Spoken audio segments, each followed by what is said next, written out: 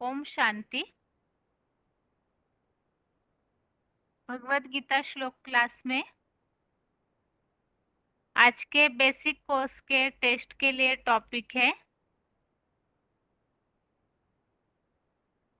8 प्रश्नों में से पहला प्रश्न, परमात्मा सर्वव्यापी नहीं है तो एक व्यापी कहाँ है। और इसके अलावा जैसे कि पिछले हफ्ते बता के रखा हुआ था, आत्मा के टॉपिक में जितने भी श्लोक है वो याद करके रखने बोला था। तो आधा घंटा सर्वव्यापी नहीं है इस संबंधित प्रश्न और अगले आधा घंटा में आत्मा संबंधित श्लोक और जिन्होंने कोर्स रेडी किया हुआ है तो उनका कोर्स।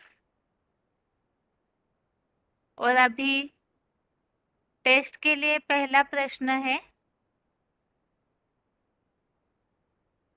8 प्रश्नों के उत्तर समझना क्यों जरूरी है। जो टॉपिक हम अभी समझ रहे हैं 8 प्रश्नों के उत्तर, तो इन प्रश्नों को समझना क्यों जरूरी है।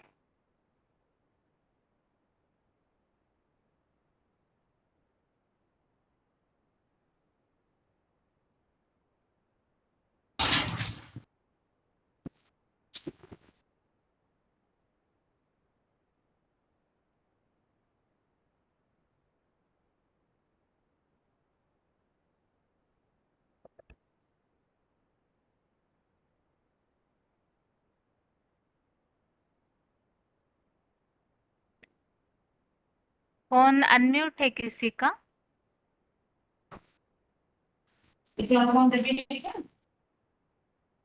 फोन अनम्यूट है किसी का? हाँ जी, ओम शांति। ओम ओम शांति। शांति। Roll number? हाँ जी, 7613 भुवनेश्वर।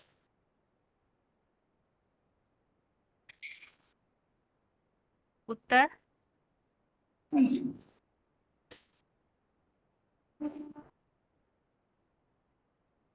8 से प्रश्नों को ऐसे इसीलिए जानना जरूरी है कि जैसे कहते हैं कि भगवान सर्वव्यापी नहीं है, लेकिन उसको जानना चाहिए तो फिर एक व्यापी कैसे है। और भगवान का साकार रूप कृष्ण नहीं है तो मतलब शंकर कैसे है। और मतलब ऐसे जो भी सब कुछ है उसका एक तरफ ऐसे बताया सर्वव्यापी नहीं है तो फिर एक व्यापी कैसे, ऐसे उसका अलग तरह से ऐसे जानना ही चाहिए।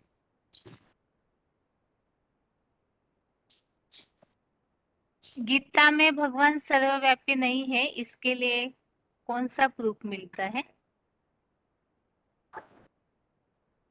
भगवान सर्वव्यापी नहीं है पहला प्रूफ है 4 अध्याय का 6, जिसमें बताया कि एक तो भगवान अजन्मा बताया और भगवान प्रकृति का अधीन लेकर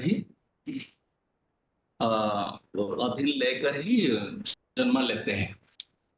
तो इसका मतलब जन्म लेते हैं, इसका मतलब वो तो मतलब सर्वव्यापी नहीं है।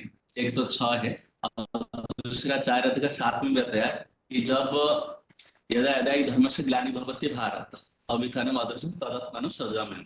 जब जब धर्म की ग्लानि होती है तब मैं आता हूँ। और उसमें इसका मतलब यह जो बताया कि मतलब आता हूँ, इसका मतलब जरूर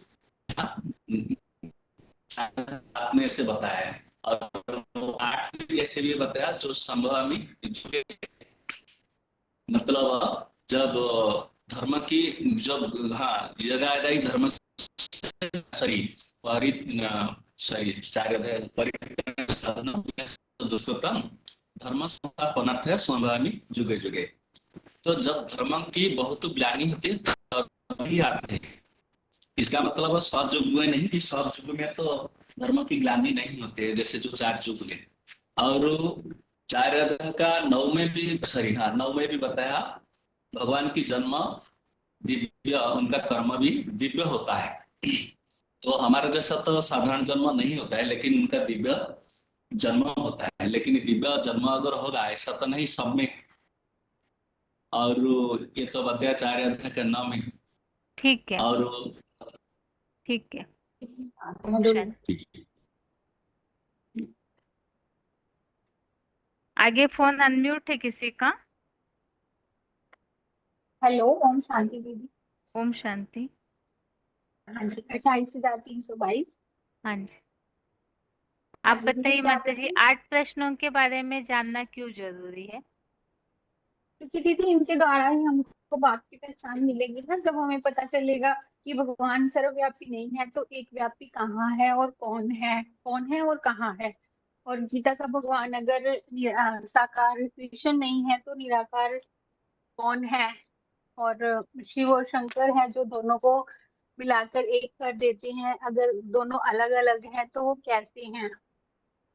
ये प्रश्नों यही की हम शुरुआत, ये जो टॉपिक है माता जी, ये कब शुरू हुआ, आपको जानकारी है? कौन से साल से शुरू हुआ है ये टॉपिक? ना दीदी इसकी नहीं, क्योंकि मैं दीदी सीधा एडवांस में आई हूँ, मुझे बेसिक का कुछ भी नहीं पता। अच्छा, नहीं वैसे तो एडवांस में ही शुरू किया था, कौन से साल में ये सेवा शुरू की थी, बस इसलिए पूछ रही थी। ठीक है नहीं माता दीदी, जी। मुझे क्या भग बता दो, नॉलेज हो जाए। हाँ, अभी और एक दो लोगों से पूछ के फिर उत्तर बताऊंगी। सर्वव्यापी मतलब क्या? भगवान को सर्वव्यापी मानना अर्थात क्या? तेरे व्यापी मन है सबके अंदर, जो कह देते हैं ना कि तेरे में भी है मेरे में भी भगवान है, मतलब हम्म। वो नहीं है, सबके अंदर नहीं है, सबके अंदर उसकी योग ऊर्जा, ऊर्जा यानी कि आत्मा रूपी ऊर्जा जो हम अभी भर रहे हैं अपने अंदर, जिसके अंदर जितनी पावर अभी हम भर लेंगे वो मतलब उसके लिए ही गायन है, ना कि सबके अंदर परमात्मा नहीं है। अगर सबके अंदर होता फिर तो जो गलत काम करते हैं मनुष्य सभी करते हैं दीदी, चाहे कोई अच्छा भी है तब भी कोई ना कोई जाने अनजाने में हम कर ही देते हैं। लेकिन भगवान तो नहीं गलती करेगा कभी भी, कोई है ना गलत काम नहीं करेगा, इसलिए मतलब हम सब में तो कह नहीं सकते। हम्म, ठीक है। ओम शांति। हम शांति।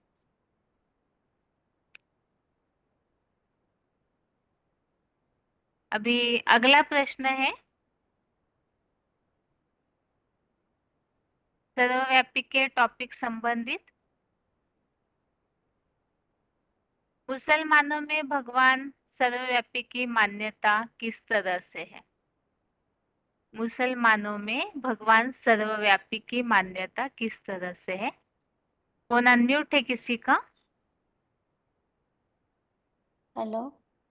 ओम शांति। ओम शांति दीदी। ओम शांति दीदी। हाँ माता जी, बताइए मुसलमानों में कैसी मान्यता है भगवान सर्वव्यापी है इस बात के लिए?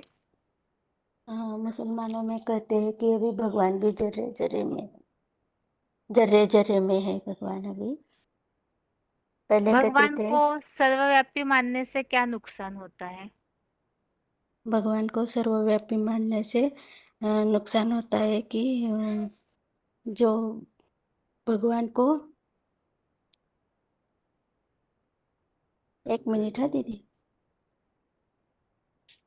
हाँ, भगवान को मानने से नुकसान होता है कि भगवान को पूरा पहचानते नहीं है ना, तो भगवान के ऊपर पूरा निश्चय भी नहीं रखते हैं, तो सारा पद भी हमारा भ्रष्ट हो जाता है दीदी। ये तो ज्ञान वालों की बात हो गई, लेकिन प्रश्न पूछा है बाहर की दुनिया के हिसाब से। आप भक्ति मार्ग वालों को क्या समझाएंगे, भगवान को सर्वव्यापी मानने से क्या नुकसान होता है? भक्ति अभी मार्ग वाले कैसे मानेंगे इस बात को? हम लौकिक, अभी जो लौकिक बच्चे हैं वो भी उनके बाप को जानवरों का नाम रखेंगे तो उनको गुस्सा आएगा ना दीदी। तो हमारे आत्माओं के बाप को भी हम जानवर का नाम रखेंगे तो फिर ये सर्वव्यापी हो जाएंगे ना। ठीक है माता जी। ओम शांति। हाँ, तो 8वां का प्रश्न मैं बता सकती है दीदी पहला। बताइए। हाँ, पहला जवाब है परमात्मा सर्वव्यापी नहीं है, सिर्फ एक शंकर महादेव में ही व्यापी है। ठीक है माता जी। ठीक है। आगे फोन अनम्यूट है किसी का? रोल नंबर बताइए। ओम शांति दीदी। ओम शांति। Roll number? 8851 मधुबन। चंद्रपुर। ठीक है। भगवान को सर्वव्यापी मानने से क्या नुकसान होता है? भगवान को सर्वव्यापी मानने से ये नुकसान होता है कि बुद्धि की जो है एकाग्र नहीं होगी, वो चारों तरफ बुद्धि भटकेगी, इसमें भी भगवान उसमें भी भगवान, तो बुद्धि का ठहराव नहीं होगा। ठीक है। और दूसरा? और दूसरा नुकसान ये है कि मतलब जो दुनिया में जितने भी है सारे ही मतलब पतित है, तो मतलब सबको भगवान मानेंगे तो बुद्धि हमारी मतलब पतितों में ही जाएगी। या श्रेष्ठ तो कोई है ही नहीं दुनिया में। ठीक है। गीता का कोई तो भी एक श्लोक बताइए जिससे ये बात स्पष्ट कर सकते हैं कि भगवान सर्वव्यापी नहीं है। कोई भी एक श्लोक बताइए। बोला यदा यदा ही धर्मस्य ग्लानिर्भवति भारत, तो यदा यदा है माना जब जब भारत इससे साबित होता है कि भगवान जो है वो पहले नहीं था, तब तो आया।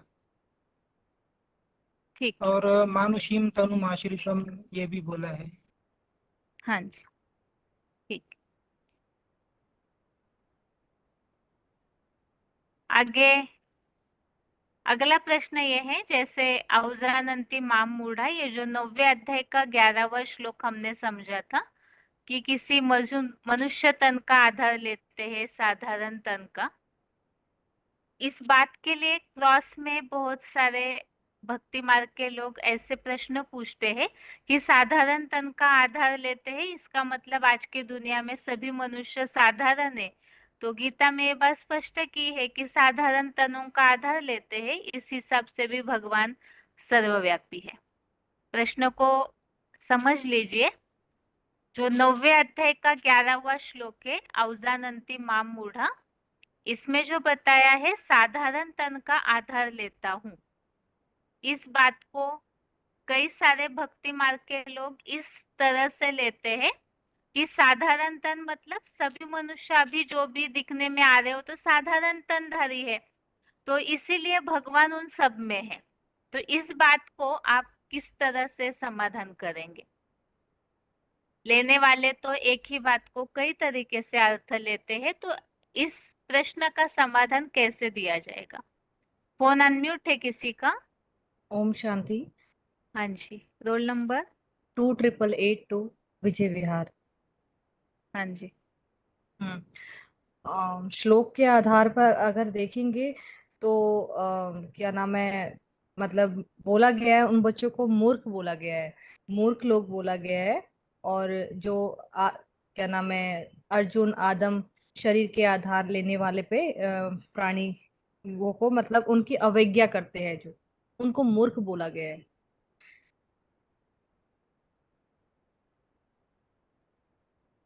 ये श्लोक पूरा बताइए। 9 का 11। हाँ जी। हाँ ओके। अवजानन्ति थी मामम मूढ़ा मानुषीम तनुमम आश्रितम परम भावम आजानन्तो मम भूत महेश्वरम। मूर्ख लोग अर्जुन आदम के साधारण मानवीय और मुकर्रर शरीर का आधार लेने वाले मुझ प्राणियों के महेश्वर शिव बाबा के व्यक्त रूप आदम की अवज्ञा करते हैं। आदित्यों की यादगार में मेरे श्रेष्ठतम ज्योतिर्लिंग परमात्मा भाव को भी पूरी तरह नहीं जानते हैं। ठीक है माता जी। ओम शांति दीदी। हाँ जी। Roll number? 1468। माता जी, आप स्पष्ट कर सकते हैं इस उत्तर को? हाँ दीदी कर सकते हैं। बताइए। इसमें जो साधारण तन बताया हुआ है, तो साधारण तो सबका होता है, लेकिन एक महेश्वर शब्द आया हुआ है, सब प्राणियों का महेश्वर। तो महेश्वर तो एक ही होता है ना, तीन मूर्तियों में से ब्रह्मा विष्णु शंकर, तो शंकर को ही हम महेश्वर करते हैं। तो साधारण तन महेश्वर का होगा ना। तो सभी आत्माओं में हीरो पाठधारी है, जैसे सभी आत्मा 33 करोड़ देवता है, उसमें 3 सर्वोपरि है, उसमें भी देवों के देव महादेव है, शंकर है, उनको ही तो महेश्वर कहते हैं हम। ठीक है महेश्वर माता जी, ठीक है दीदी। ठीक है। और थोड़ा सा स्पष्ट होना चाहिए वैसे उत्तर। मतलब यहाँ ये बताया जा सकता है कि यहाँ अनेक तन तो नहीं बोले ना, साधारण तनों का आधार लेता हुआ ऐसे नहीं बोला है। साधारण अगर तन, साधारण तनों का मतलब अनेक हो जाते, लेकिन यहाँ केवल साधारण तन बोला हुआ है ना, मतलब कोई एक पर्टिकुलर व्यक्ति है। ठीक है माता जी। अभी कोई एक श्लोक बताइए गीता का माता जी। कोई श्लोक जैसे दीदी बता रही हूँ, 7वें का ये है, चौथे का 8वां श्लोक। परित्राणाय साधूनां विनाशाय च दुष्कृतां धर्म संस्थापनाय संभवामि युगे युगे। मैं साधुओं की रक्षा करने के लिए आता हूँ, दुराचारियों का विनाश करने के लिए आता हूँ, और एक आदि सनातन 100% आदि सनातन देवी देवता धर्म की स्थापना करता हूँ। तो इससे ये साबित हो जाता है कि भगवान सर्वव्यापी नहीं, भगवान है इस दुनिया में कहीं से आते हैं। ठीक। ठीक है। आगे और किसी का फोन अनम्यूट है? रामायण में क्या उल्लेख आया हुआ है भगवान सर्वव्यापी नहीं है? रामायण में आए हुए उल्लेख के आधार से स्पष्ट कीजिए। फोन अनम्यूट है किसी का? 28153 फोन अनम्यूट है।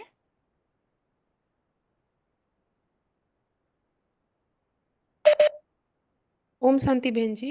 हाँ जी। रामायण में बोला गया है कि जब जब होई धर्म की ग्लानि बढ़े असुर अधम अभिमानी तब तब धरी प्रभु मनुष्य शरीरा। मतलब जब जब धर्म की ग्लानि होती है, अधर्म बढ़ने लगती है, तब भी भगवान आकर सबको ज्ञान का मार्ग दिखाते हैं, धर्म का स्थापन करते हैं। ठीक है। 8 प्रश्नों के उत्तर जानना क्यों जरूरी है माता जी? क्योंकि अगर 8 प्रश्न का उत्तर नहीं जानेंगे, हम देवी देवता सनातन धर्म की हो नहीं सकते। कई मुसलमान धर्म हो जाएंगे, कई ऐसे ही बाबा बोले थे। और ये तो मैंने अगर किस कारण ये बात बाबा ने बताई कि मुस्लिम धर्म के हो जाएंगे? क्योंकि ये जवाब का सही उत्तर मैंने हम देवी देवता बच्चों को ये मैंने क्वेश्चन कोई भी पूछा तो हमें उसका जवाब आना चाहिए। नहीं हाँ मैंने ठीक है। वैसे पूरा पॉइंट नहीं आया आपके उत्तर में, बाबा ने बहुत अच्छी बात बताई थी उसमें। ठीक है, आगे और किसी से पूछती हूँ। आप माता जी कोई श्लोक बताइए जिससे स्पष्ट करते हैं हम कि भगवान सर्वव्यापी नहीं है। हाँ, भगवान सर्वव्यापी नहीं है का तो पहला मैंने प्रमाण है कि वो दिव्य जन्म लेते हैं। तो दिव्य जन्म तो 4 का 6 में भी है, 4 का 7 में भी है, 4 का 8 में भी है। तो 4 मैंने ये 4 का 6 में दिया गया है कि अजः अपि शन अव्य आत्मा भूतानम ईश्वर अपि शन प्रकृतिम स्वाम अधिष्ठाय संभवामि आत्मा मायया। तो यहाँ पर जो दिया गया है प्रकृतिम स्वाम अधिष्ठाय, उसका मतलब मैं प्रकृति को अधीन करके आत्म शक्ति से दिव्य जन्म लेता हूँ। अर्थात मैं किसी साधारण तन में प्रवेश करके मतलब मैंने उस प्रकृति को अर्थात उस शरीर को आधार करके उसमें प्रवेश करके मैंने प्रवेश करके जन्म लेता हूँ। तो ये दिव्य जन्म की बात है। तो वो तो कोई साधारण मनुष्य का तो कार्य नहीं हो सकता। एक ही भगवान ही ऐसे मैंने शरीर को आधार करके दिव्य जन्म ले सकते हैं। और भी 4 का 9 में भी दिया गया है जन्म कर्म च मे दिव्यम, माने मेरा जो जन्म है वह बहुत दिव्य है बोल के बोला गया है। और 10 का 2 में भी बताया गया है न मैं विदुः शिरगणः प्रभवम न महर्षयः। मतलब मेरा और अहम आदि ही देवानाम, मतलब इसमें जो दिया गया है मैं ही आदि देव हूँ और मेरा जो जन्म है उसी को कोई महर्षि ना ही देवऋषि ना ही कोई भी नहीं जान सकता, क्योंकि मैं सबका आदि देव हूँ। ठीक है। हेलो, ओम शांति। रोल नंबर बताइए। 27058 फिर से बताइए। 27058। ठीक है, आप डिस्प्ले में अपना नंबर डालिएगा। हाँ दीदी, वो गलती से ऐसा हुआ है, करूँ। ठीक। 8 प्रश्नों संबंधित पॉइंट सुना था हमने, कोई भी एक पॉइंट बताइए। हाँ दीदी। बाबा ने कहा है ये 8 प्रश्न जो है ना उसका उत्तर समाधान देना बच्चों को होना चाहिए। मतलब अभी पढ़ाई तो हो चुका है, अभी इस प्रश्न पर समझाने जैसा बाबा तो हम पढ़ा है। अभी जो प्रश्न आ रहा है ना मतलब बेसिक वालों को भी ये टेस्ट आए मतलब एग्जाम आएगा और एडवांस वाले को भी ये टेस्ट आएगा मतलब एग्जाम आएगा। सभी को ये समझाने मतलब दूसरों को मतलब उत्तर देना जैसा हमको लायक बनना है। मतलब कई तो अलग-अलग देता है, मतलब प्रश्न को उत्तर तो समाधान तो एक जैसा नहीं देता है। मतलब पढ़ाई पढ़ने वाला भी नंबरवार है, उसका आंसर देने वाला बच्चे भी नंबरवार है। बट प्रश्न का उत्तर अभी बाबा नहीं देता है, पर जब एग्ज़ाम होता है बाहर की दुनिया में भी बच्चों के सामने तो टीचर नहीं रहता है। वो तो बच्चों को खुद जब जैसा पढ़ा है ना उसी के आधार पर वो उत्तर देता है। ऐसा ही मतलब इस 8 प्रश्न के अंदर ही बाप का पहचान है। मतलब हमको बाप कौन है मतलब बाबा भगवान आया है, सभी को हम समझाते हैं ना, उसी का उत्तर इसी में है, इस 8 प्रश्नों में है। जिन बच्चों को ये उत्तर देना आता है, वही बाप के असली बच्चे हैं, सूर्यवंशी है। उनको इसीलिए जैसे कहा है बाबा ने, जिनको आता नहीं है, उसको इस प्रश्न पर उत्तर देना नहीं आता है, उसको मुसलमान कहते हैं। उनका बाप की पहचान ही नहीं रहता है उनको। ठीक है, ओम शांति। ओम शांति। अभी ये जो पॉइंट 8 प्रश्नों संबंधित हमने सुना था, अभी 2 लोगों ने इस बात के लिए जैसे बताया कि अगर 8 प्रश्नों का उत्तर देना नहीं आता है तो हम जैसे मुस्लिम धर्म के साबित होंगे। तो ये किस हिसाब से बाबा ने बताया, तो इसके लिए कुछ उदाहरण दिया है बाबा ने पॉइंट में, किस कारण से 8 प्रश्नों का उत्तर देने से और धर्मों के बारे में बताने का क्या संबंध है, इसके लिए बाबा ने स्पष्ट किया था उस पॉइंट में। फोन अनम्यूट है किसी का, रोल नंबर बताइए।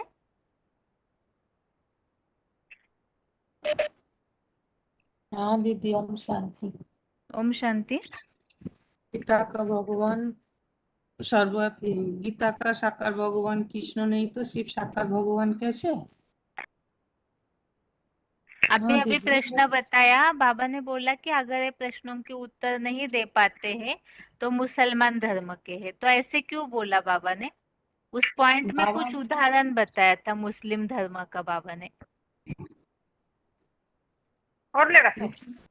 एक पॉइंट में याद है क्योंकि बाबा बोले इतना दिन मुरली बच्चे लोग सुन रही है, तो जब परीक्षा आते हैं तो उस टाइम अगर प्रश्न पूछे जे भगवान सर्वव्यापी नहीं तो टीचर बोलेंगे, परीक्षा टाइम पर टीचर नहीं बोलते हैं क्योंकि इतना दिन क्या करे, सोए थे क्या? तो आप अपना प्रश्न को जो बाबा दे दिया है उसको समाधान गीता में ही तो है, बाबा सब बोल दिया, इसे तो मैं सुनी मुरली में। ठीक है मत ओम हाँ, अरे शांति। प्रश्न बोलू तो बोलिए। गीता का भगवान सर्वव्यापी नहीं है। क्या बताएंगे मतुजा? हाँ, गीता का भगवान सर्वव्यापी नहीं है, इसके लिए तो ढेर सारा श्लोक दिया है। तो इसके लिए गीता में बोला है जे 10 अध्याय का जो 2 है, जो यो माम अजम अनादिम च वेत्ति लोको महेश्वरम असम मूढ़ो स सत्य उन्होंने मुसलमान कौन कहले किसको? हाँ, वो पॉइंट हुआ नहीं। हाँ, सर्व पाप को ही प्रमुचते, जो मुझ को अजन्म अनादि तिकोल माने तिलोकी का महान शासक को जानता है, वो मनुष्यों में मोह रहित हुआ सब पापों से भली भांति मुक्त हो जाता है। माने जो तीनों कालों का शासन जो माने भगवान सर्वव्यापी क्यों नहीं है, क्योंकि माने आदि मध्य अंतों का जो ज्ञान उसमें है, जो कोई मनुष्य में वो ज्ञान नहीं है।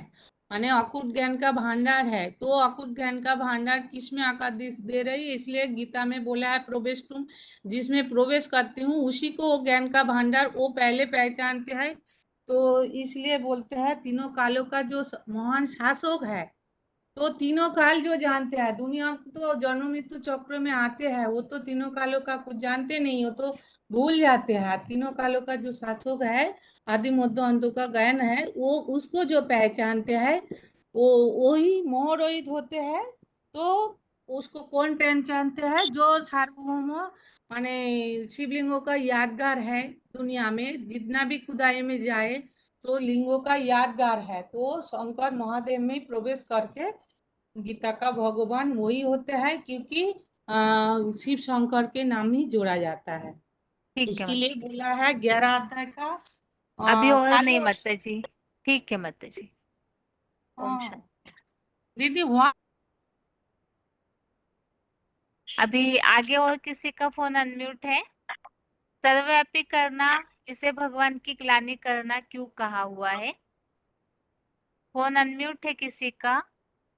भगवान को सर्वव्यापी मानना, इसे भगवान की ग्लानि करना क्यों कहा है?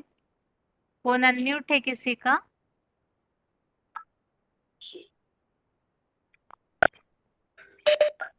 फोन अनम्यूट है? Om Shanti. Hello, roll number? 4782 Baleshwar Mini. हाँ जी। दोबारा रिपीट करिए ना प्रश्न। सर्वव्यापी मानना भगवान को ये ग्लानि करना क्यों बोला हुआ है?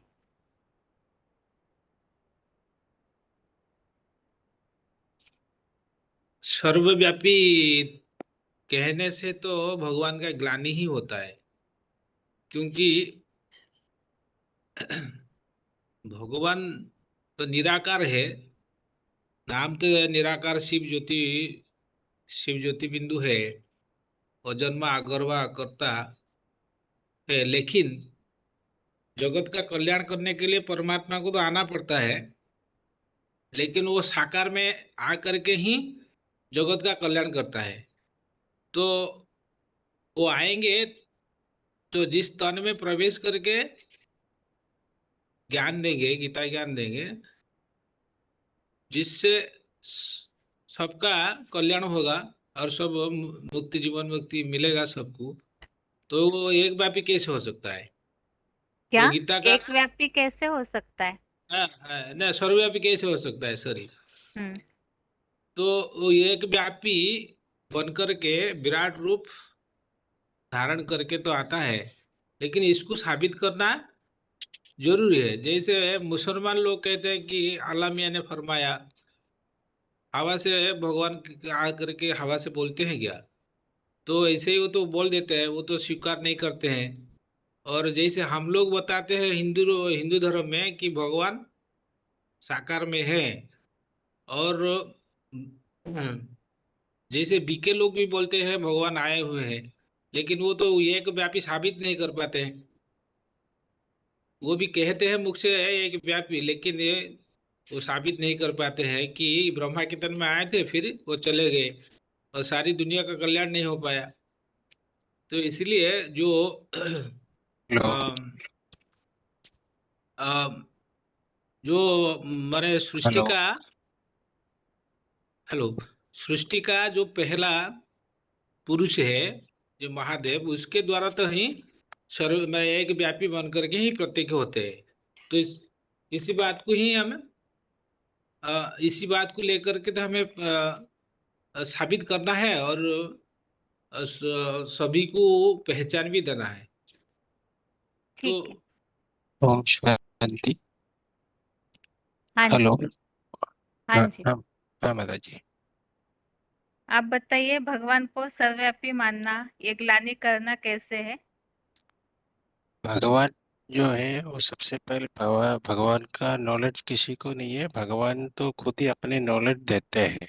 तो पढ़ाई पढ़ते टाइम में भगवान आत्मा परमात्मा का नॉलेज सबको दिया है। उसके बावजूद बच्चे समझना है अपने तरीके से, और अपने तरीके से दुनिया वालों को भी बताना है, जानना है, और जानने के बाद वो नॉलेज दूसरे को देना है। ये नहीं है कि भगवान सब में व्यापी है तो दुख अशांति दुनिया में तो फैलते नहीं था। अभी जहां भी देखो कलयुग का अंत से टाइम चल रहा है, जहां देखो ऐसे कोई मनुष्य नहीं है जिसके अंदर दुख की पोषण के जगह में सुख का अनुभव हो। किसी से भी आप पता कर लो, सुख जो मिलने वाला है वो उंगली में काउंट करने के जैसे मिलता है। तो अगर पढ़ाई पढ़ने के बाद एग्जाम के टाइम आ जाता है, उस टाइम पूछते हैं भगवान को, भगवान सर्वव्यापी है बोलेगा, तो बोलेगा इतने टाइम पढ़ा क्या है। तो भगवान सर्वव्यापी नहीं है, वो एक व्यापी है। तो वो अपने मुखर रथ में आके शंकर के जरिए अपने नॉलेज को पूरा दुनिया में जो अपने बच्चे हैं उनको बताते हैं। जो दूसरों के बच्चे हैं वो दूसरों की बात सुनते हैं, लेकिन अपने बच्चे हैं अपनी बात सुनते हैं। तो बाप को मानना सबसे पहले जरूरी है। और बाप जो आते हैं तो वो सनातन धर्म का स्थापना करने के लिए आते हैं। और आएगा तो एक ही रथ में आते हैं, बीज में आते हैं। बीज से नॉलेज जो है वो फैल जाते हैं सारे ठीक दुनिया। इसलिए इसलिए उनको बीज बीज को जानना जरूरी है। बीज तो एक ही होते हैं, बीज में वृक्ष समाया हुआ है, पत्ते फूलों में फैलाए नहीं है। जब बीज बड़े हो, वृक्ष जैसे बड़े हो जाते हैं, वृक्ष से फिर बीज हो जाते हैं, फिर ऐसे फैलते हैं दुनिया। तो सत्य भी ऐसे ही फैलता है, एक से फैलते हैं सत्य। ठीक है। ओम शांति। ओम शांति। जैसे हाँ कि हाँ, जैसे कि कहते हैं भगवान सर्वव्यापी नहीं है, लेकिन एक व्यापी कहाँ है ये ब्रह्मा कुमारी भी नहीं जानती। माता जी, एक मिनट बस हाँ जी, इस बात का एग्जैक्ट उत्तर दीजिए कि हाँ जी। सर्वव्यापी करना ये ग्लानि करना क्यों है? ग्लानि करना क्यों है? क्योंकि सारे आत्माएं जो जन्म मरण के चक्र में आते हैं वो दुख भी भोगते सुख भी भोगते हैं। एक परम पिता परमात्मा ही है, वो सुख भी नहीं भोगते दुख भी नहीं भोगते हैं, आकर डिटैच होकर कार्य करते हैं। और उनको कालोस्मी महाकाल जो कहा गया है, अव्यक्त मूर्ति ना जो कहा गया है, ये जो सब बिरुदावली ना राम वाली आत्मा को ना कृष्ण वाली आत्मा को लागू होती है। वो जिसमें आते हैं मुकर्रर रूप से उनका ही नाम उनको जोड़ा जाता है शिव शंकर के रूप में वो माना जाता है। इसलिए गुरु ब्रह्मा गुरु विष्णु जो श्लोक है उसमें भी पर ब्रह्म की स्टेज आई है, तो उनको ही कहा जाता है साकार निराकार। ये भगवान सर्वव्यापी नहीं एक व्यापी ही बन करके आता है। उत्तर अच्छा नहीं मिला। अच्छा, प्रश्न ये पूछा कि ग्लानि करना क्यों ग्लानि है, करना क्यों? भगवान को सर्वव्यापी मानना, इसे ग्लानि क्यों कहा जाएगा, ग्लानि भगवान की इसलिए, ग्लानि? हाँ जी हाँ जी बराबर है। ग्लानि इसलिए कि इतना बड़ा ते बड़ा जो जैसे कि राजा का उदाहरण बताते हैं, ऊंचा सिंहासन पर बैठते हैं तो उसको ठिक्कर बित्तर में ठोक दिया, कन कन में ठोक दिया, तो ये सबसे बड़ी ग्लानि है। कन कन में व्यापे प्रत्येक गुरु गोसावी जो है पंडित महात्मा है खुद को शिवोहम कहते हैं, तो ये सबसे बड़ी ग्लानि है। ठीक है माता जी। हाँ जी, ओम शांति। ओम शांति। आगे फोन अनम्यूट है। 19423 फोन अनम्यूट है। हाँ दीदी, इसी का क्वेश्चन का जवाब देना है। हाँ जी माता।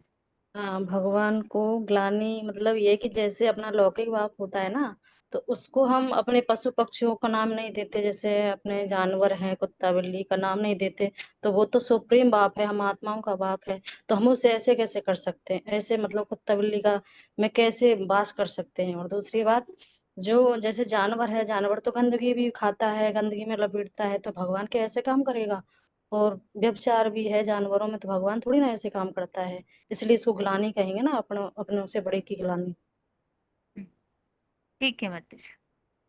और दूसरा प्रश्न ये है कि जो पॉइंट हमने समझा था उसमें ये बात आई कि अगर 8 प्रश्नों का उत्तर नहीं दे पाते हैं तो फिर वो मुसलमान धर्म के साबित हो जाते हैं।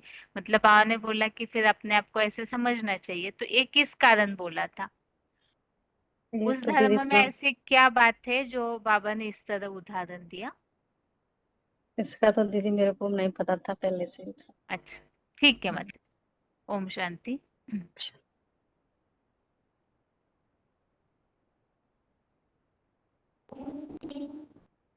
28216। ओम शांति। हाँ माता जी। इसी बात का उत्तर देना हाँ है। जी हाँ जी। जी, बाबा ने जो बोला है कि अल्लाह मियाँ ने ये फरमाया वो फरमाया, इस बात का तो हाँ जी हाँ माता जी सही है, बताइए। हाँ, तो भगवान जैसे कि मुसलमान बोलते हैं, बाबा एक वार्तालाप में बोला है कि जो बोले है ना, आप बीके आंसर कीजिए, नहीं तो हम हम एडवांस वाले आंसर देंगे। तो वो बोलते हैं एडवांस पार्टी कहाँ है, तो वो बीके वाले क्या समझते हैं कि एडवांस पार्टी ऊपर है, परंतु एडवांस पार्टी तो यहाँ है ना। तो बाबा बोले मुसलमान जैसे बोलते हैं अल्लाह मियाँ ने ये फरमाया वो फरमाया, तो फरमाएंगे कैसे, मुख होगा तो वही फरमाएंगे ना। तो वैसे भी वो बोलते हैं बीके वाले, जो भगवान ने भगवान बोल रहे हैं तो किसके तन में बोल रहे हैं, तो भगवान उबाच जो है ना। तो बाबा यहाँ बोले कि अगर हम नहीं जानते कि किस तन के द्वारा भगवान यहाँ फरमा रहे हैं, गीता का भगवान कौन है समझा रहे हैं, अगर हम उस तन को नहीं जानेंगे तो हम मुसलमान बन जाएंगे। जैसे कि मुसलमान बोलते हैं कि अल्लाह मियाँ ने ये फरमाया वो फरमाया, तो अल्लाह मियाँ के ऊपर से रह के फरमाएंगे, तो यहाँ साकार तन होना चाहिए ना। तो वो मुकर्रर तन कौन है, जिसके द्वारा भगवान, गीता का भगवान कौन है और जो सारा ज्ञान समझा रहे हैं, वो मुकर्रर तन को अगर नहीं जानते, वो ये सनातन धर्म के नहीं है, वो सारे मुसलमान धर्म के हैं। ठीक है ऐसे बात कर बोले। ठीक है, ओम शांति। ओम शांति।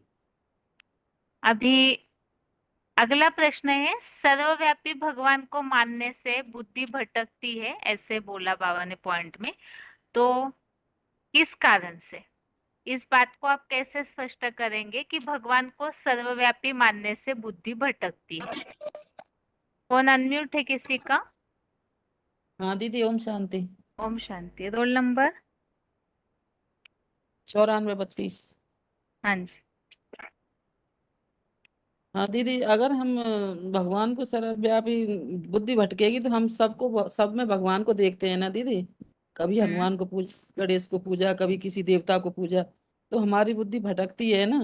तो हम भगवान को सर्वव्यापी मान लिया है सब लोगों ने, तो भगवान को सर्वव्यापी मान लिया तो उसको बुद्धि भटकाने का ही तो काम किया है। एक व्यापी में ही तो बुद्धि एकाग्रत होगी। बुद्धि भटकने से क्या नुकसान होता है माता जी? दीदी, हम बुद्धि भटकने से पद भ्रष्ट हो जाते हैं, परमात्मा से दूर हो जाते हैं, परमात्मा से मिल नहीं पाते हैं, आत्मा स्थिति नहीं बन पाती है। एक की याद करेंगे तो हमारी आत्मा स्थिति बनेगी और हम परमात्मा को अच्छे से याद कर पाएंगे। दीदी, मैं 8 प्रश्न का उत्तर दूं दीदी? हाँ बताइए माता जी। दीदी, मैंने बाबा की मुरलियों से ही लिखा है और बाबा की वाणी से लिखा है मैंने, आगे पीछे कोई हो भी, सकते हैं। हाँ लेकिन कोई भी 2 ही प्रश्नों का बताइए, आप क्या बताएंगे, क्योंकि आगे मुझे टॉपिक कवर करना है फिर।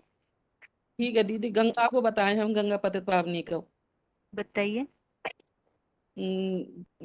प्रश्न है, गंगा पतित पावनी नहीं है तो सिर के, गंगा पतित पावनी नहीं है तो सिर के ऊपर विराजमान क्यों है? पतित उत्तर है दीदी, पतित पावनी गंगा नहीं है, पतित पावन तो शिव बाबा हैं, शिव बाबा हैं। लेकिन शिव बाबा की पहचान वो बच्चे देते हैं जो कि बहुत ज्यादा सर्विसेबल बच्चे होते हैं, वो बाबा उन पे लाड़ से सिर पे बिठाया जाता है। बाबा ने मुरली में भी इशारा दिया है कि जब ज्ञान गंगाएं निकलेंगी तो तुम बच्चों की विजय हो जाएगी, ये इशारा दिया है बाबा ने। सेवा से बड़े बड़े साधु संत निकलेंगे और बच्चों की विजय हो जाएगी, इसलिए गंगा को पतित पावनी का गायन है। पतित पावन बनाने का रास्ता गंगा ने दिखाया था, जो कि शिव बाबा ने वो काम नहीं करा, वो गंगा ने करके दिखा दिया। ऐसी आत्माओं को निकालने के निमित्त और समझाने के निमित्त बनती है, जो कि असली ब्रह्मा कुमारियां निकल पड़ती हैं। दीदी, पहला तो ये है। और ठीक है दूसरा माता दीदी, जी, दूसरा सुनाऊं दीदी? अगले क्लास में। ठीक है माता जी। ठीक है दीदी। ओम शांति। अभी हाथ सभी का नीचे किया हुआ है, और जिन्होंने आत्मा के लेसन के श्लोक रेडी किए हैं वो हाथ उठाइए। पिछले हफ्ते बताया था कि फ्रेश टॉपिक के साथ अभी पिछले टॉपिक में से आत्मा के लेसन के श्लोक जिन्होंने रेडी किए हैं वो हाथ उठाइए।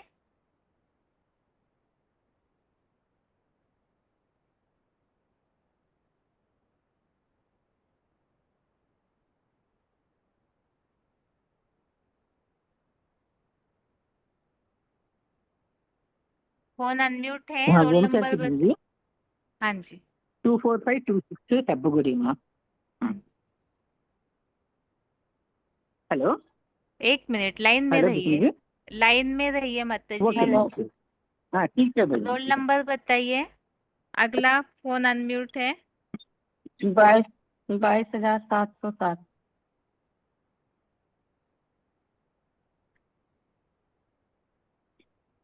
आगे फोन अनम्यूट है, रोल नंबर बताइए।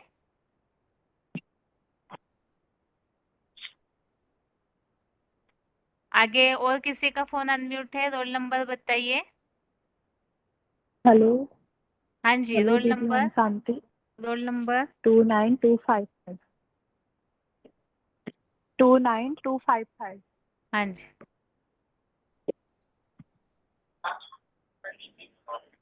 आगे फोन अनम्यूट है, रोल नंबर बताइए।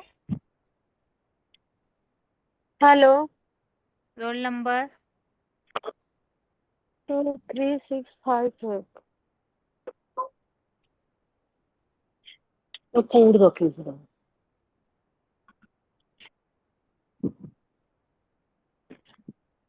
एक फोन अनम्यूट है लेकिन रिप्लाई नहीं दिया अभी तक। डायलिंग नंबर से कोई जुड़े हुए हैं और फोन अनम्यूट करके रखा हुआ है। हेलो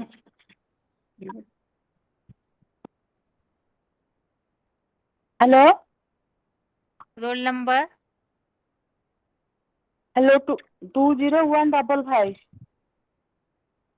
ठीक है। कोड बोलेगा काम। श्लोक याद है या देखना पड़ेगा आप सभी को?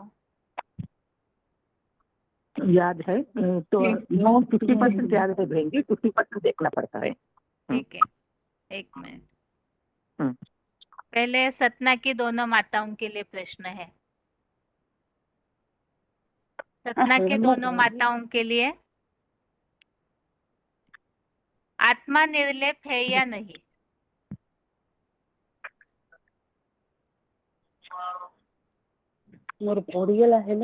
आत्मा निर्लेप नहीं, जैसे कि 13 की 21 में आया है, पुरुषो प्राकृति स्थो ही भुक्ते प्राकृति जान गुणा न कारणम गुणम संगना अस्त तद्दो जन्मति। मतलब कि आत्मा प्राकृतिक में स्थित है, प्राकृतिक के स्थित में होने के कारण ये 3 गुणों को भोगती है, त्रिगुणमयी है, तो त्रिगुणमयी होने के कारण तम 3 योनियों में आती है।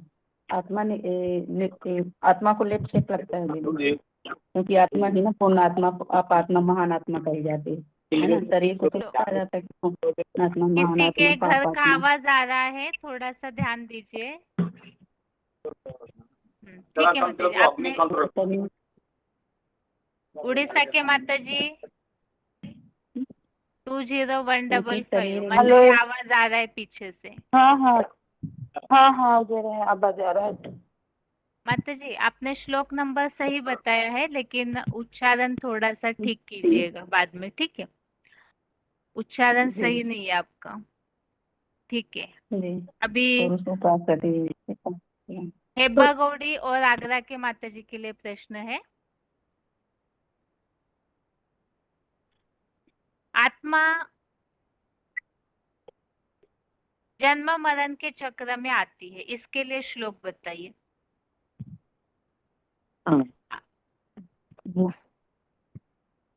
बेंगलोर के माता जी आप बताइए पहले। आत्मा जन्म मरण के चक्र में वासांसी आती है। जीर्णानि, हाँ वासांसी जीर्णानि यदा विहाय नवानि गृह्णाति नरोपराणि तथा शरीरानि विहाय जीर्णानि संयाति नवानि देहि। इस श्लोक में आत्मा जन्म चक्र में आने के कारण एक शरीर को छोड़कर दूसरे शरीर को ग्रहण करता चला जाता है, ऐसा बताया। ठीक है। और आगरा के माता जी और कोई श्लोक बता सकते हैं? आत्मा जन्म मरण के चक्र में आती है, इसके लिए। मरण के चक्कर में 20155 बात है। इसके अलावा हेलो माता जी। हाँ, आत्मा जन्म हाँ, मरण के आत्मा चक्र में जन्म आती है, श्लोक बताइए। 21। ठीक है, इसके अलावा। हेलो इसके अलावा 14 हाँ 14 का 5। क्या श्लोक है? तो 14 का 5 होता है। श्लोक 14 का 5 होता है।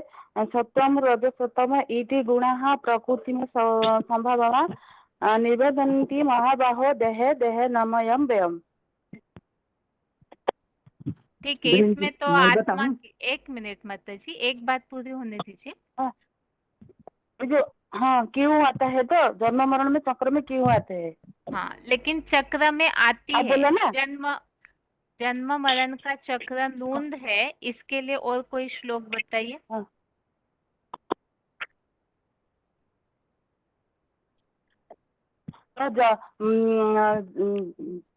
जो जन्म मरण में आते हैं दूर जो 7 है दूर 28 मृत्यु ही दुर्बल दुर्बल अच्छे से बताइए, कितना समय हो गया, श्लोक अच्छे से बताइए। हाँ 8 ऐसे होता है जो जातक से ही दुर्बोध मृत्यु दुर्बोध जन्म मृत्यु से तस्मात् अपरिहार्य अत्यंत तम सूचितम आहत। ठीक है, हाँ। ठीक है माता जी। अभी आगरा के 1 मिनट माता जी, आप अभी आगरा के माता जी और सतना के जो एक माता जी का उत्तर नहीं आया था 23658, आप दोनों के लिए माता जी प्रश्न है, आप दोनों के लिए प्रश्न है कि आत्मा 5 तत्वों से निराली है, आत्मा पर 5 तत्वों का असर नहीं होता है, इसके बारे में बताइए। इसके लिए 2 का 23 है। बताइए श्लोक। इस आत्मा को शस्त्र नहीं काट सकती, इसको 5 तत्व नहीं जला, मतलब 5 तत्व ये है, इसको अन्य जड़ तत्व जैसी अग्नि नहीं जला सकती, इसको हवा भी नहीं सुखा सकती है ना, और जल भी नहीं बुझा सकता। ये तो है ना, प्रत्येक चतुर्भुजी पूर्व में महाविनाश में भी यही बात है, मतलब हमेशा आत्मा ऐसे ही रहती है, इसको 5 तत्व मतलब 5 तत्व इसको। ठीक है माता जी। सतना के माता जी, आप कोई श्लोक बता सकते हैं? आत्मा के ऊपर 5 तत्वों का असर नहीं होता है। हाँ जी।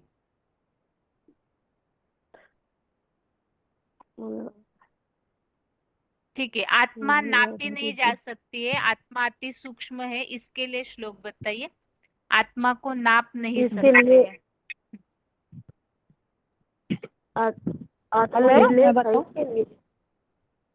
बोला क्या 2 का सारा है।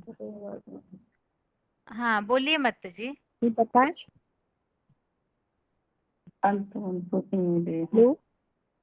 हाँ 1 मिनट, सतना के माता जी आप बता रहे हैं क्या?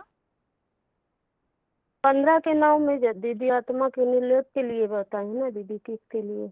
आत्मा हम नहीं बताते सकते हैं। 2 का 18 है।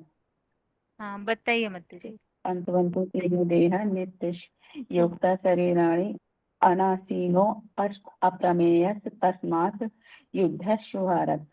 नित्य अविनाशी आत्मा को नाप करने अर्थ योग्य नहीं नहीं। बताइए। ठीक है माता जी। हाँ अभी हेब्बा गौड़ी के माता जी आप क्या बता रहे थे वो बताइए। अव्यक्त करने के लिए ये श्लोक आया है 2/20 पर। अव्यक्तोयम चिंत्योयम अविकार्योयम उच्यते तस्मादेवं विदित्वेनं नानु शोचन्ति नानु शोचितुम् अर्हति, ये श्लोक है। और तो पहले आप बताया ना जनन मन चक्र में आने से क्या श्लोक आता है, वो मैं ये बोला पुरुषः प्रकृतिस्थो हि भुङ्क्ते प्रकृत्यानुगुणान् कारणं गुणसंगोच्य तदसद् योनि जन्मतु। माना आत्मा भोगी होने के कारण जनन मन के चक्र में आना पड़ता है, ये इस बात आया है ना इसमें। ठीक है माता जी। अभी आगरा के माता जी आप कुछ बता रहे थे, बताइए। नहीं दीदी यही 2 का 18 बता रही थी मापना करने योग के लिए, तो माता जी ने बता दिया। ठीक है, अभी आप लोगों ने जो भी श्लोक बताए देख के बताए हैं या बिना देखे? वैसे तो दीदी याद है लेकिन ना देख के देखना बताएं। पड़ता है। ठीक है, ठीक है, कोई बात नहीं, नहीं याद लेकिन तो है उच्चारण सही होना चाहिए। ठीक है, अभी आत्मा के ऊपर जो पापों का लेप चढ़ता है वो कैसे साफ होता है, वो मैल? इसके लिए क्या शब्द आया है? आत्मा के ऊपर ज्ञान जो पाप, निर्धूत कल्मष ज्ञान और हाँ बोलिए वो माता जी। 4 एक मिनट, बेंगलोर के माता जी रुकिए, सतना के माता जी बोलिए, क्या बोल रहे थे? ज्ञान और याद से ना दीदी आत्मा का मैल हाँ जो छूटता है। हाँ ठीक है, इसके लिए ज्ञान शब्द पूछा था तो माता जी ने सही बताया। 5वें अध्याय के 17वें श्लोक में है ज्ञान निर्धूत कल्मषः। ठीक है, आत्मा हाँ भ्रुकुटी ज्ञान के 5 बीच में रह, है। आत्मा भ्रुकुटी के बीच में रहती है, इसके लिए क्या शब्द है? और मध्य प्राणम आवेश सम्यक। ठीक है, और आगरा के माता जी आत्मा अति सूक्ष्म है, इसके लिए क्या शब्द है? दीदी ये अणु अणुयाम। ठीक है माता जी। अभी आत्मा के टॉपिक संबंधित कोई भी ऐसा श्लोक है जो आप बिना देखे बता सकते हैं? हाँ बता दीदी सकती हूँ यही 16 श्लोक बता सकती हूँ बेंजी। बताइए।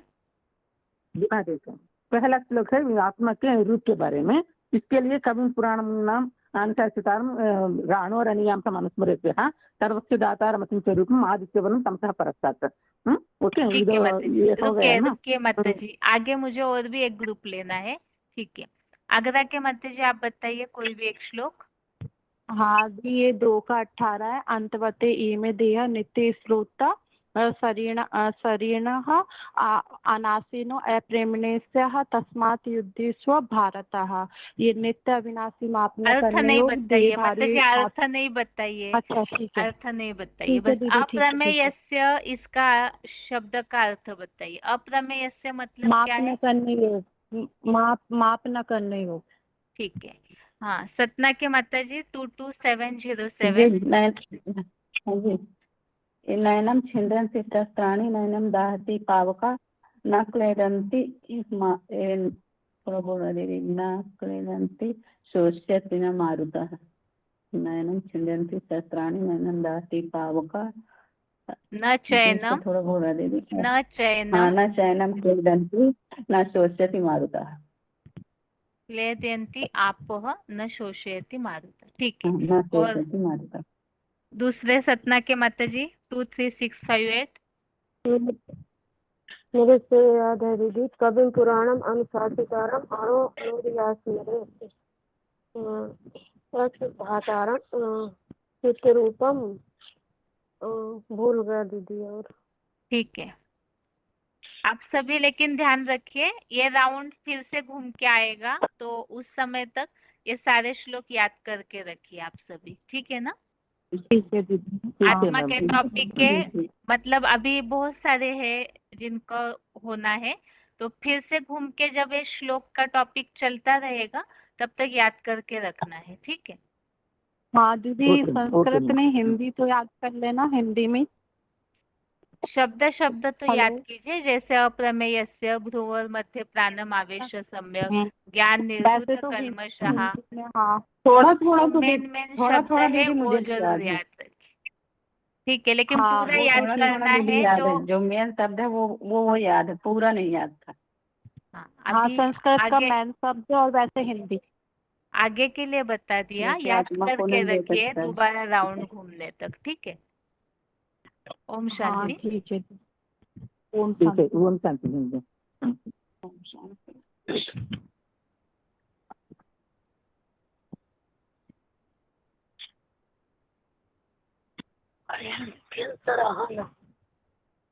अभी थोड़ी देर बात नहीं कीजिए, आप लोगों का फोन म्यूट होने तक, नहीं तो आवाज आएगा सभी क्या को। बना सब्जी तो आलू तो नहीं है। आलू ले वाले क्या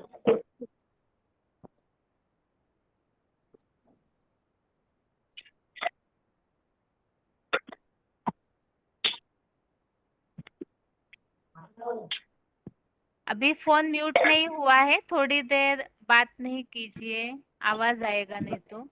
okay okay Benji.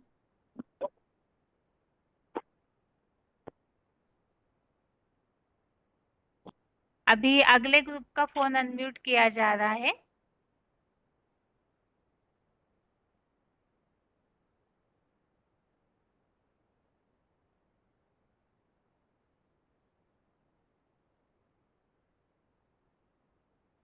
Phone unmute है, रोल नंबर बताइए।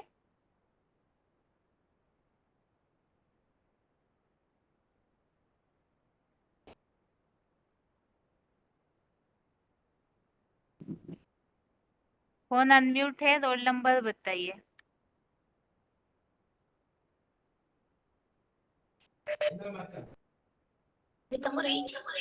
फोन अनम्यूट है उड़ीसा से, रोल नंबर बताइए। 7614 4782। हाँ जी। और एक फोन अनम्यूट है, रोल नंबर बताइए। भुवनेश्वर से फोन अनम्यूट है, रोल नंबर बताइए। 767613 बताइए जी। हाँ जी, वो दो आवाज एक साथ हो गए ना, इसीलिए। ठीक।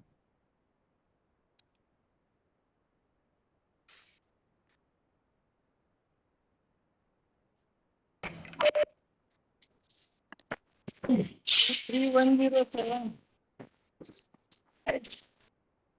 3107। ठीक है। करना पड़ेगा।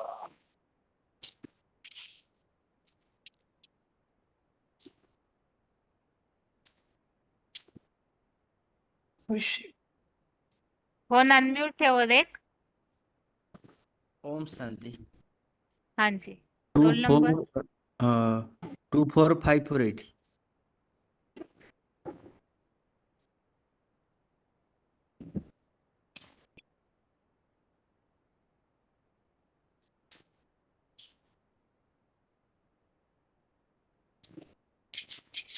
फोन अनम्यूट है।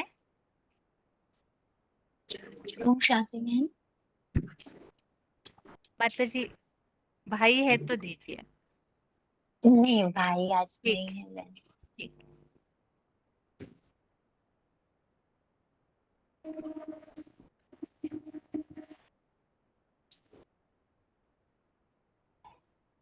आगे फोन अनम्यूट है और एक। ओम शांति। ओम शांति। 24348।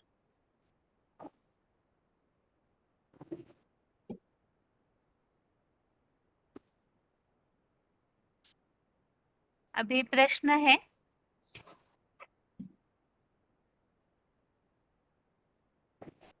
आत्मा भ्रुकुटी के बीच से सारे शरीर को प्रकाशित करती है। इसके लिए अगर श्लोक याद है तो बताइए। मध्य प्राण मनुष्य सम्यक।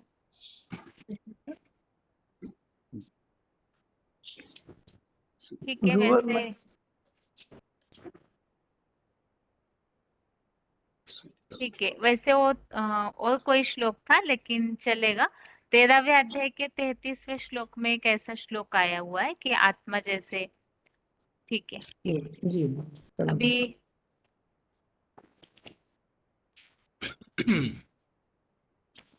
भुवनेश्वर और बालेश्वर दोनों के लिए प्रश्न है। आत्मा शरीर धारण करने के बाद 4 अवस्थाओं से गुजरती है, मतलब जन्म लेने के बाद बुढ़ापा आना निश्चित है। इसके लिए कौन सा श्लोक है? 2/13। देहोऽस्मिन् यथा देहे कौमारं यौवनं जरा तथा देहांत प्राप्ति धीरस्त। 2/13। ठीक है, अभी भुवनेश्वर, जी। आत्मा जो है वो अव्यक्त है और उसका चिंतन नहीं कर सकते, इतनी सूक्ष्म है। इसके लिए कौन सा श्लोक है?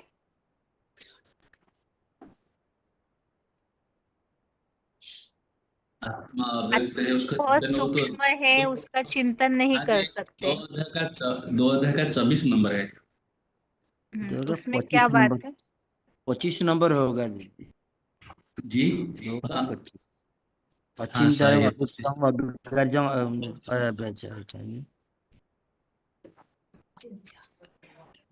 अव्यक्तम् अचिंत्य। फोन थोड़ा सही पकड़िए ताकि आवाज आए। ऐसा लग रहा है फोन दूर है, या तो स्पीकर ऑन करके बात कर रहे होंगे।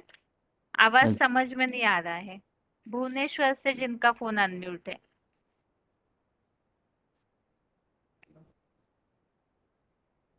श्लोक बताइए। कौन बताएगा बहन जी, बताइए। आप बता दीजिए, आप बताइए 24548। अच्छा, अचिंत्यम अव्यक्तम अविकार्यम अयम में वच तस्मादेव विदितम न अनुसूचित अछि। अव्यक्तयम अचिंत्ययम अविकार्यम उच्यते तस्मादेव विद्युतेन नानुशोचितम अर्षि। ठीक है। अभी महासमुंद से जिनका फोन अनम्यूट है, 2 फोन अनम्यूट है। आत्मा को इन आंखों से नहीं देख सकते हैं, तो कैसे देख सकते हैं? इसके लिए कौन सा श्लोक है? आत्मा को स्थूल नेत्रों से नहीं देख सकते हैं, क्योंकि वो बहुत ही सूक्ष्म है आत्मा, इसलिए।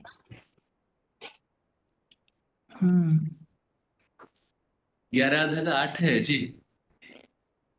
न तुमाम शक्य से द्रष्टुम एवं स्वचक्षुषा दिव्य ब्रह्म ते चक्षु पश्य में। वो तो भगवान के लिए है ना। अच्छा, एक मिनट। भगवान के लिए है 11वें अध्याय का 8वां। यहाँ तो आत्मा के लिए पूछा है। आपकी सूक्ष्म है, अणु से भी अणुरूप है। आत्मा अणुरुणिया न समनस्मतया। 15/10। हाँ जी, 2/8। 15/10। 1 मिनट रुकिए सभी। उत्क्रामंत्र 15/10 सिद्धि किन्होंने पापी बताया? भुजानिवर गुणवितम विमूढ़ा नानु पश्यन्ति पश्यन्ति ज्ञानी चक्षुषा। जो ज्ञान चक्षु वाले देख पाते हैं, मूढ़ों मत देख नहीं पाते। हाँ जी, 15वें अध्याय का 10वां श्लोक है। 10वां। आत्मा को ज्ञान जी, जी। चक्षु से देख सकते हैं। ठीक है। अभी मन चंचल है, उसके लिए स्थिर करने के लिए कौन सा श्लोक है? चंचल ही मनः कृष्ण प्रमाथि बलवदृढ़ं तस्याहं निग्रहं मन्ये वायुरेव सुदुष्करम्। हाँ, और उपाय? इसका 35 असंशयो महाबाहो मनोदुर्निग्रहचरम्। ये 6 का 35 है। असंशय महाबाहो मनोदुर्निग्रहचरम् अभ्यासेन तु कौन्तेय वैराग्येण च गृह्यते। ठीक है। अभी ये जो शरीर है वो रथ है, इसके लिए कठोपनिषद में आया हुआ उल्लेख। बालेश्वर, बालेश्वर, बालेश्वर। हाँ, मैं बोलता हूँ बहन जी।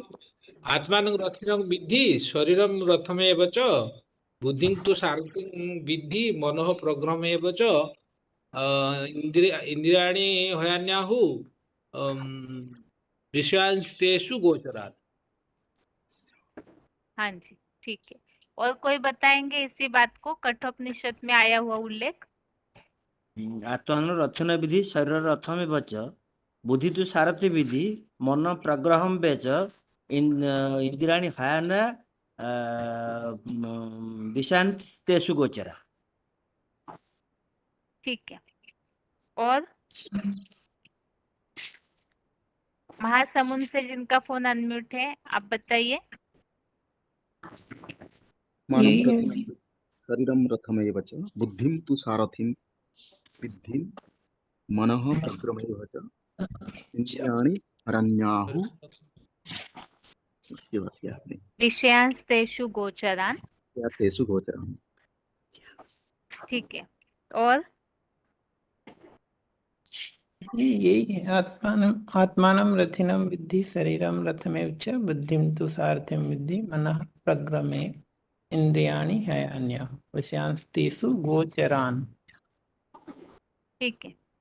अभी इसमें घोड़ा क्या है, लगाम क्या है, सारथी क्या है? मन रूपी घोड़ा, बुद्धि रूपी लगाम।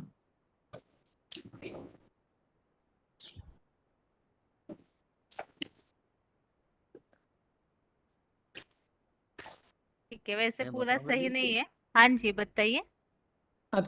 ये जो आत्मा रथी शरीर रथ बुद्धि सारथी मन हो तो मन है लगाम, रस्सी। हाँ रस्सी लगाम का रस्सी, और घोड़े। इंद्रियाणी, हाँ घोड़े है इंद्रियाणी, और घोड़े के विचरण भूमि है जो विषा इंद्रिय का विषय, ठीक है। विषान तेज गोचर। अभी केवल शब्द शब्द बताना है। बताइए। एक मिनट। बालेश्वर से जिनका फोन अनम्यूट है, जी। आत्मा भ्रुकुटी के बीच में रहती है, इसके लिए शब्द। भ्रूर मध्य प्राणम अवश्य सम्यक। आत्मा को नाप नहीं सकते हैं, इसके लिए शब्द।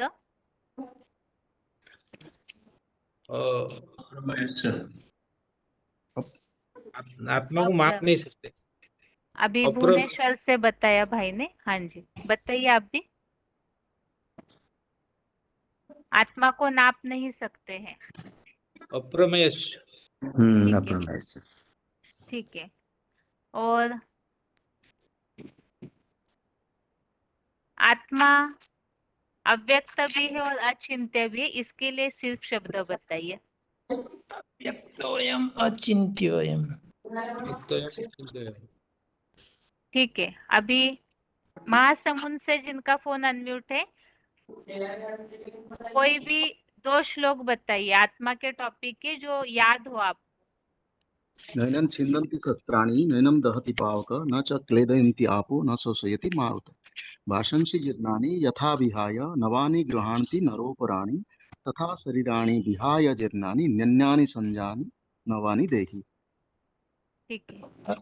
अव्यक्तोयम। एक मिनट और एक बाकी है। हाँ जी बताइए। हाँ, अच्छेद्योयम अदायहम अक्लेद्य अशोच्येव च नित्यः सर्वतः स्थाणु अचलोयम सनातन। और दूसरा श्लोक बिना देखे बता रहे हैं ना? हाँ, बिना देखे बता रहा हूँ। श्री ध्रुव मृत्यु ध्रुव जन्म मृत्युस्य च तस्मात् अपरिहार्य अर्थे न तुम शोचित महर्षि। ठीक है। 23107 बताइए। न जायते म्रियते वा कदाचिन्नायं भूत्वा भविता वा न भूय अजो नित्य शाश्वतोऽयं पुराणो न हन्यते हन्यमाने शरीरे वेदाविनाशिनं नित्यं य एनम् एजम् अव्ययं कथं स पुरुषः पार्थ कम धातयति हन्तं कम्। ठीक है। और ढेंकानाल के भाई। वसांसि जीर्णानि यथा व्याहय नवानि गुल्माति नरोपराणि तथा स्वराणि व्याहय जीर्णा नन्यानि संजाति नवानि देहि नैन छन्दति शस्त्राणि नैन दहति पापक न चैन कदापि न शोषयति मारुत। ठीक है। और आप बताएं। सभी को आत्मा के लेसन के सारे श्लोक याद है क्या? थोड़ा बहुत याद है, सब नहीं। ठीक है, तो रेडी करके रखिएगा। ये राउंड पूरा होने तक फिर से केवल श्लोक बिना देखे बताने का टर्न आएगा, तब तक श्लोक याद करके रखिए। ठीक है। बता। ओम शांति। ओम शांति।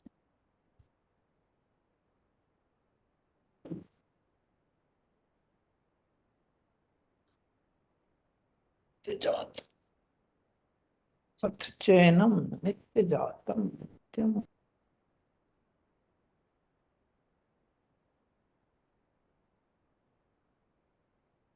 अभी टाइम हो रहा है, इसीलिए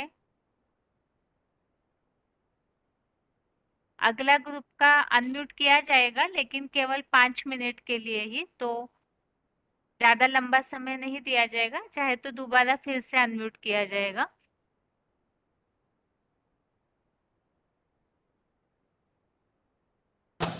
फोन अनम्यूट है।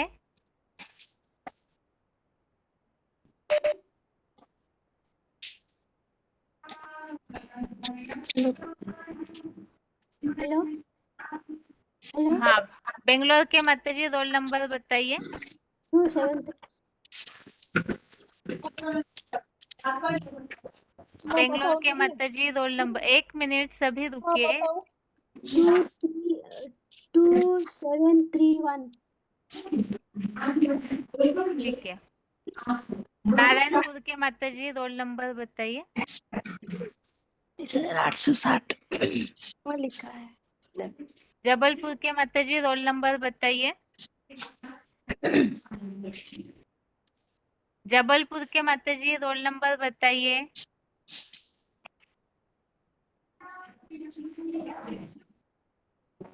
आगे और किसी का फोन अनम्यूट है, रोल नंबर बताइए। मैं बताऊं दीदी, हाँ रोल नंबर बताइए।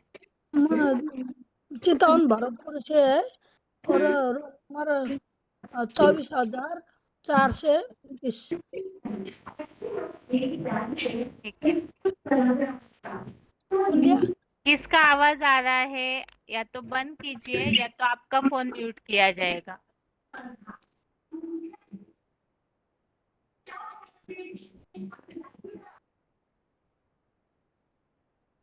आगे और फोन अनम्यूट है एक। ओम शांति दीदी। और हाँ जी 28,322। हाँ जी।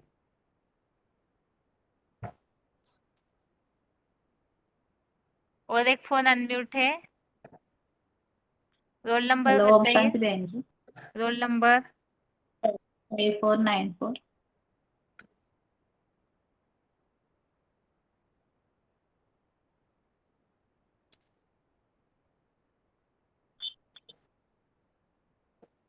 ठीक है।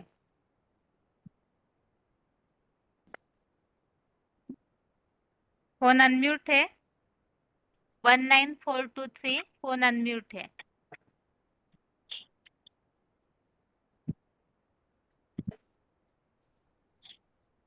वन 19423 फोन अनम्यूट है आगरा के माता जी का। हाँ दीदी। ठीक है, आप लोगों के लिए पहला प्रश्न है। दीदी जैसे मैंने तो हाथ उठाया नहीं है, अनम्यूट कैसे हो गया? वो पता नहीं माता जी। चलो ठीक है, मैं बताऊंगी। अभी प्रश्न है आपके लिए। मन के लिए लागू होने वाला कोई भी श्लोक बताइए। मन के लिए लागू होने वाला कोई भी श्लोक बताइए। दीदी 15 का 8। उसमें क्या बात है माता जी? हाँ दीदी बता रही हूँ। दीदी उसमें है कि आत्मा ईश्वर जो ऊपर निकलता है, जब देह को भी धारण करता है, तब जैसे वायु फूलों से सुगंधियों को लेकर जाता है, वैसे ही प्राण वायु अपनी 23 तत्वों द्वारा इसको शरीर में प्रवेश करती है, मतलब आत्मा। वो मन। संस्कारों के हिसाब से माता जी, वो श्लोक इस हाँ हिसाब से है, आत्मा अपने संस्कारों को अगले जन्म में भी ले जाती है। हाँ जी हाँ जी हाँ जी। ठीक है। तो मतलब अभी मन के हिसाब से मतलब मन के लिए इस तरह से, जैसे कि मन को कंट्रोल करना चाहिए, मन बहुत चंचल है, इस हिसाब से कोई श्लोक बताइए।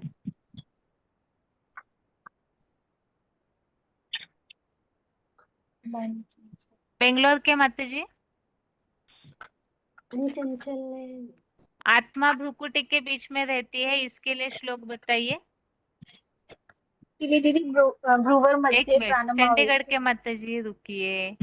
बेंगलोर के माता जी बताइए। आत्मा भ्रुकुटी के बीच में रहती है। 13 में 33 दीदी। बताइए क्या है?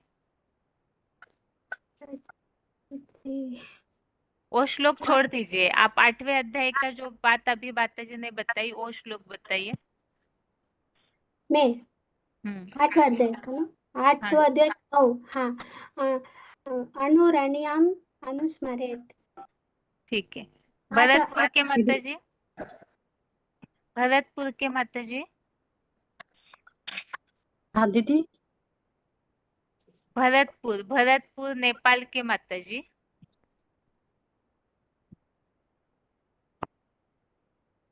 काकीनाडा के माता जी। क्या ये मन के लिए बता? आत्मा के ऊपर 5 तत्वों का असर नहीं होता, इसके लिए कौन सा श्लोक है?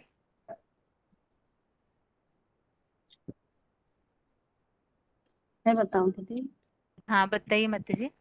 आत्मा के ऊपर दीदी 23 भी है, 24 भी है। वो नैनम छिन्दन्ति शस्त्राणि नैनम दहति पावक है, वो वाला याद भी है। और दीदी वो मन के लिए पूछा था ना, हाँ जी। अब थोड़ा अब याद आया, वो 15 का 8 है। अभी तो पहले तो मेरी खैर ज्यादा वो तैयारी नहीं थी, इसलिए याद नहीं। 15 का 8। 15 के 8 में वो तो अभी अभी बताया था माता जी ने। वास्तव में वो श्लोक संस्कार जो आत्मा अगले जन्म में ले वो जाती दीदी है उस हाँ, हिसाब से। वो 3 का 33 तो नहीं है दीदी? बहन जी, मन के 3 का लिए 33। दो, मन के लिए बताऊं बहन जी? बताइए। 3 का हाँ, 33। 2 में 7 का यततो ह्यापि कौन्तेय पुरुषस्य विपश्चितः इंद्रियाणि प्रमदीनि हरन्ति प्रसवं मनः। ठीक है माता ठीक है जी। बहन जी, सब ठीक है। मन के लिए दीदी 3 का 33 तो नहीं है? वो भी संस्कारों के हिसाब से माता जी। आत्मा अपने संस्कार उनके वशीभूत रहती है इस हिसाब से। सदृशम चेष्टते स्वस्यम। ठीक है। आत्मा नेपाल के माता जी।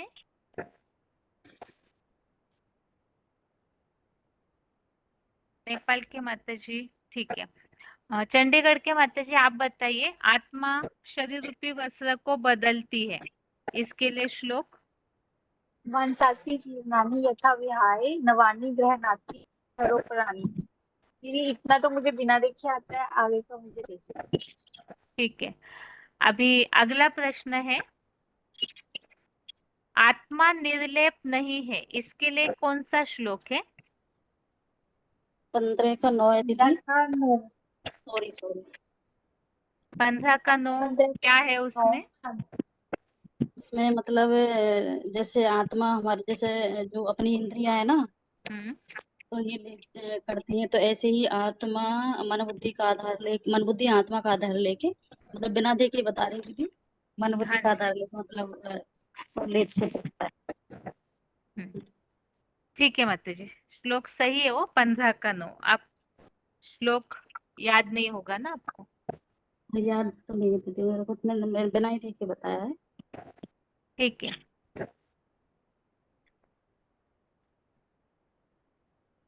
बुद्धि के लिए कोई श्लोक बता सकते हैं? बुद्धि के लिए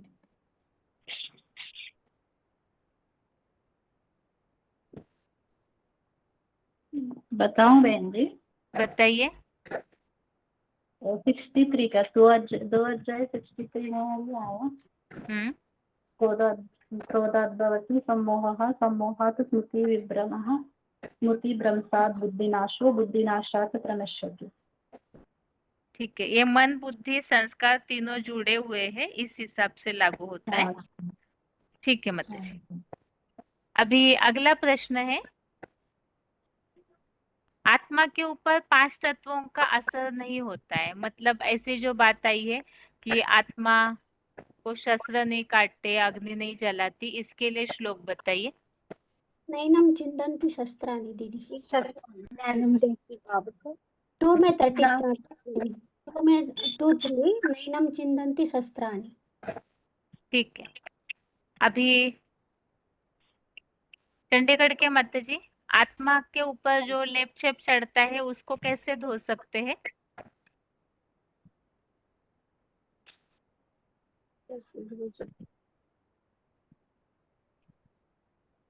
काकीनाडा के माता जी।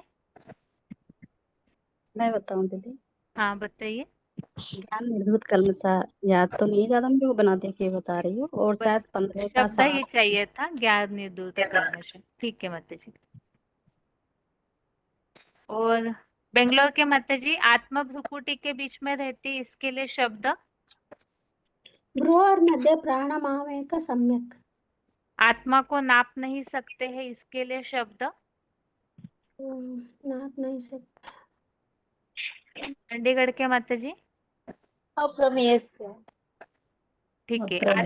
आत्मा अति सूक्ष्म है और उसको इतनी सूक्ष्म है कि उसको हम चिंतन नहीं कर सकते, उसके लिए क्या शब्द है? 8 का 9 में आया थी अनो अन्यास रन्यास सम। हाँ, उसमें केवल ऐसी बात है, आत्मा अति सूक्ष्म है। ठीक है, अनु से अनुरूप है, लेकिन प्रश्न इस हिसाब से पूछा है आत्मा दिखाई नहीं देती, इतनी सूक्ष्म है और उसको चिंतन भी नहीं कर सकते हम उसके बारे में, दूसरे अध्याय में से है। अव्यक्तोऽयम् अव्यक्तोऽयम् अचिन्त्योऽयम् अविकारोऽयम् उच्यते। ठीक है माता जी, ठीक है। आप सभी भी श्लोक याद करके रखिएगा, दोबारा राउंड आने तक सारे श्लोक याद होने चाहिए, ठीक है ना? दीदी हाँ बात पूछनी थी दीदी, हाँ ये श्लोक मुझे आधे आधे तो याद हो जाते हैं, जैसे अब आप इकट्ठे पूछोगे भी, जैसे 5-6 इकट्ठे सुनाने हैं तो कैसे करूं, मुझे इतने इकट्ठे नहीं याद होते हैं। हाँ, तो कोई बात नहीं, अभी समय है ना माता जी बहुत सारा, 1-2 महीना के बाद राउंड आएगा। आप चाहे तो ऐसे तो नोटबुक दीदी में हम रोज एक श्लोक सुना रहे हैं, रोज एक श्लोक सुनाते हैं, तो भी अभी आप अगर उनमें पूछोगे तो कुछ याद नहीं है। याद आ जाएगा माता जी। देखिए, रबर होता है ना, रबर, हाँ जी। वो रबर को हम जितना खींचते हैं वो उतना खींच जाता है। ऐसे ही हमें ऐसे लगता है कि हमारी मेमोरी पावर ज्यादा नहीं है, लेकिन अगर हम उसे बढ़ाएंगे तो बढ़ती जाएगी। संगम युग इसीलिए दिया हुआ है बाबा ने। आप नोटबुक में शुरुआत के शब्द लिख करके रखिए, तो उससे आपको लिंक वाइज लिख करके रखिए कि किसके लिए क्या क्या है। जैसे नयनम लिख करके रखिए, आत्मा जैसे अव्यक्त और अचिंत्य, इसके लिए अव्यक्त अचिंत्य, तो आपको उतने शब्दों की हिंट से ही श्लोक याद आ जाएगा। आप इस तरह से करके रखिए सारा लिंक वाइज, तो याद आ जाएगा। और नहीं भी याद होता है तो कोई बात नहीं, ये तो इस हिसाब से किया जा रहा है ताकि हमें श्लोक याद करने की प्रैक्टिस हो जाए। कम से कम आत्मा का लेसन और 3 लोक का या परमात्मा सर्वव्यापी नहीं, जो मुख्य टॉपिक है उस संबंधित कुछ श्लोक, कम से कम 5-6 श्लोक तो याद होने चाहिए सभी को, ठीक है ना? ठीक है, ओम शांति। हेलो बहन जी। हेलो। ओम शांति। हाँ माता जी।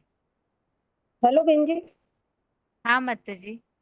बहन जी, वो कल हमारे यहाँ पे लाइट नहीं थी तो कल की हम क्लास नहीं कर पाए, तो ये 8 प्रश्न के बारे में कैसे जान सकते हैं?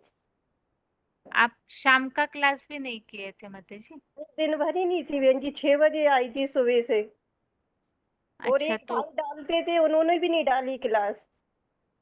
अच्छा, तो माता जी अगले हफ्ते जब होगा ना तो रिपीट हो ही जाता है, तो आप सुन लीजिएगा उस समय। जैसे जी। शुरुआत में पिछले हफ्ते का रिवीजन करके ही आगे का टॉपिक बताते हैं ना, तो आप सुन लीजिएगा उस समय, ठीक है माता जी? जी बहन जी। ठीक है, ओम शांति। शांति। अभी टाइम हो गया है क्लास का, इसीलिए ये जो भी बातें हैं उसे अगले हफ्ते का जो क्लास है उसमें